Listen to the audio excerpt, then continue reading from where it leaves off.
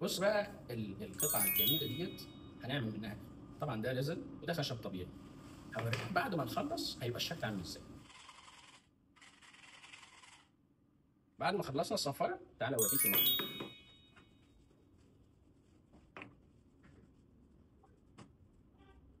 بعد ما خلصنا تقليب الريزن على المصلح هنحتاج ان احنا بقى ناخد شويه من الريزن دول ونحطهم على القطعه بتاعتنا.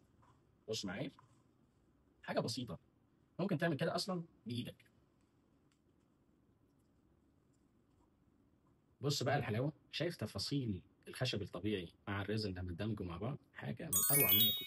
بص القطعه بيبقى شكلها ازاي، واول ما نحط عليها الريزن هيبقى ازاي. عايزك تبص وتركز على تفاصيل الخشب الطبيعي جوه القطعه عامل ازاي، والقطعه طبعا معموله بلون شفاف وشكلها تحفه.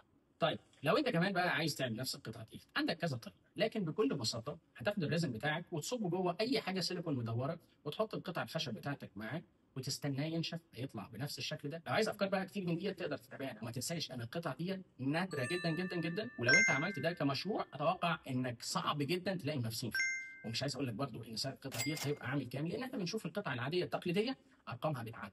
فاللي احنا عملناه في القطعه دي تكلفه قليله جدا جدا، لان احنا مش حاطين اكتر من 40 50 جرام ريزن في الاسوره الواحده، بس شكل مبهر جدا تبيعه باللي انت عايزه. فانت اهتم بالشكل واهتم بالفكره اكتر ما تهتم بالتكلفه.